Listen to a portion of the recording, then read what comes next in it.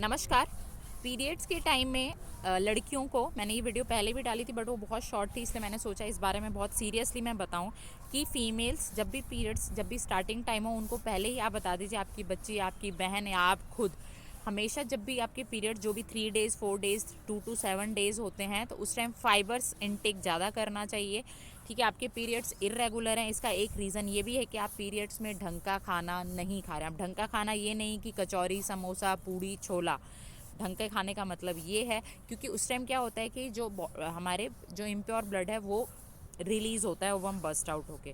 ठीक है, तो उस वो इम्प्योर ब्लड बाहर आना बहुत ज़रूरी है। अगर वो बॉडी में ही रह जाएगा तो बॉडी डिटॉक्सीफाई, यानी बॉडी का जो जहर है उस ब्लड के फॉर्म में इम्प्योर, हाँ, वो वाला जहर नहीं, दूसरा, वो बॉडी से रिलीज़ नहीं होगा तो अंदर ही अंदर वो हमारे बाकी सेल्स को, एक गंदी मछली सारे तालाब को गंदा करती है, एक ख़राब सेल सारी कोशिकाओं को, सारे ऊतकों को ख़राब कर देता है, जिसका असर हमारी स्किन, हमारे हेयर, सारी चीज़ों पे दिखाई देता है। इसीलिए हमेशा ये ज़रूर ध्यान रखिए कि जब भी पीरियड्स आने वाले हों या हो रहे हों, ब्लीडिंग हो रही है, उस टाइम फाइबर्स वाला खाना खाएं। अगर आपके घर में उस टाइम ये अनाज मौजूद नहीं है, स्ट्रिक्टली फॉलो कीजिएगा इसको। इसका मैं अभी एग्जांपल भी दूंगी आपको अपने एक्सपीरियंस से।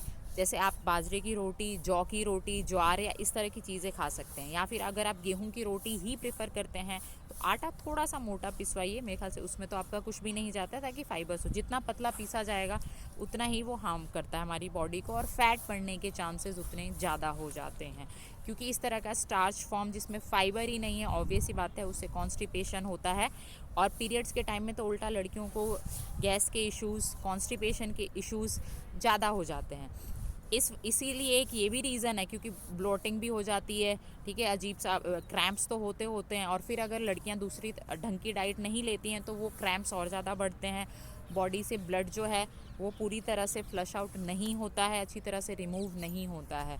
तो इसीलिए आप इस तरह की फाइबर्स उस टाइम डाइट लें, फ्रूट्स अच्छे से खाएं, तेल वाला खाना बिल्कुल ना खाएं, या ऐसा खाना जैसे मैदा युक्त हो या जिसमें फाइबर्स ना हो वो उस टाइम ना लें। अब ऐसा क्यों ना करें वो मैं आपको बता देती हूँ। आप सबको पता होगा पीसीओडी, पॉलीसिस्टिक ओवेरियन डिसऑर्डर, जिसमें क्या होता है कि ओवम बनने की बजाय, मतलब जो एग होता है ना, उसकी बजाय सिस्ट बनने लगता है, यानी छोटा सा गांठ जैसा बनने लगता है, ओवम बनना बंद हो जाता है। इसीलिए वो जो फीमेल है वो प्रेग्नेंट भी नहीं हो सकती है। लेकिन ये परमानेंट बीमारी नहीं होती है, ये सही हो सकती है। लेकिन क्यों ना, prevention is always better than cure. हम प्रिवेंट करें तो ज़्यादा बेटर रहेगा ना। तो इसका प्रिवेंशन यही है कि आप जब भी मेंसेस में हो ढंग की डाइट लो, और ऐसे भी क्यों ज़्यादा तला भुना खाना, क्योंकि इसके अलावा वर्कआउट अच्छे से कीजिए।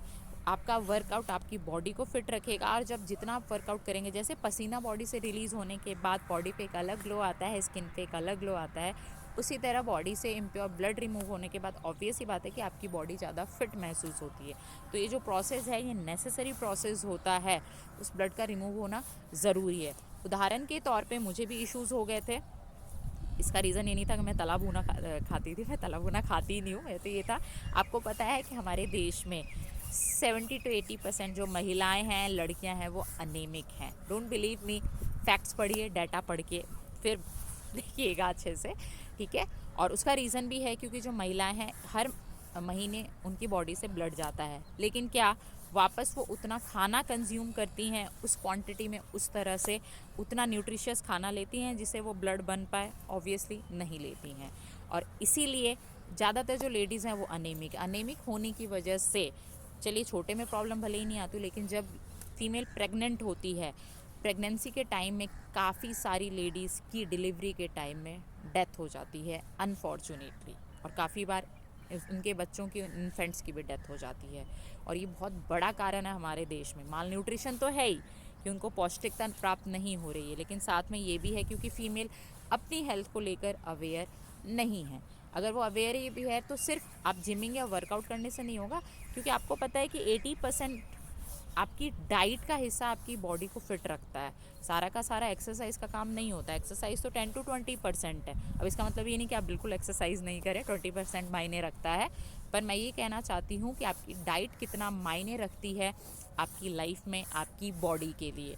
इसीलिए, और देखिए हम सबके घर में फीमेल है, मदर है, सिस्टर है, वाइफ है, गर्लफ्रेंड है, तो आप जो भी ये वीडियो देख रहे हैं प्लीज़ उनको बताइएगा। जो वीडियो भले ही मत शेयर कीजिएगा, कोई इशू नहीं है, लेकिन आप ये मैसेज ज़रूर बता सकते हैं कि ताकि वो फिट रहें। और बाद में इस तरह की जो अभी पता ही कॉमन हो गया, मैं जिससे भी हर दूसरे जिससे भी बात करती हूँ, पीसीओडी। मेरी एक फ्रेंड मुझे मिली थी, वो सिर्फ मतलब हार्डली 19-20 साल की होगी। उस मतलब मैं एकदम शॉक्ड हो कि मैंने कहा यार, जबकि वो अच्छा खासा वर्कआउट कर रही है, एक्सरसाइज कर रही है। तो ये अचानक से नहीं हो जाता है, आप रेगुलर, ऑब्वियस ही बात है कि जब आप लंबे टाइम से ख़राब लाइफ स्टाइल को फॉलो कर रहे हैं, ख़राब डाइट ले रहे हैं, ख़राब इन द सेंस कि फाइबर्स नहीं ले रहे हैं, विटामिन नहीं ले रहे हैं, मिनरल्स नहीं ले रहे हैं, तब उसकी शुरुआत ऑलरेडी धीरे धीरे बॉडी में होती रहती है।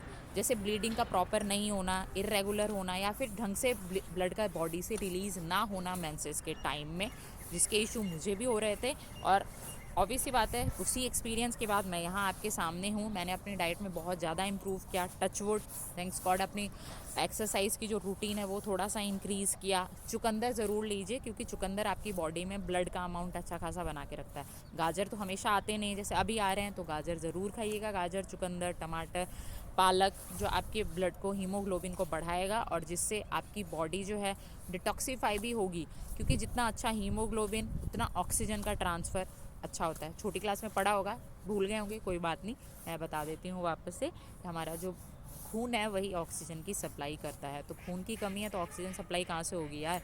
ये ठीक उसी तरह है कि अगर पानी की कमी है तो पानी हमारी बॉडी फ़िल्टर नहीं होगी। इसकी वीडियो अलग से मैं बना दूँगी आपके लिए किडनी के ऊपर, बट फ़िलहाल ब्लड के ऊपर है कि ब्लड लॉस होने की वजह से आपको अच्छे से डाइट लेनी चाहिए। तो अब से ध्यान रखिएगा, और सिर्फ अपना ही नहीं, अपने आसपास जितनी भी लेडीज़ हैं ऑब्वियसली उनको भी मैसेज दीजिए, ताकि अवेयरनेस हो, पीसीओडी की प्रॉब्लम ना हो, इनफर्टिलिटी के इश्यूज़ ना हो। तो अपना ध्यान रखिए, हमेशा खुश रहिए, मुस्कुराते रहिए। धन्यवाद।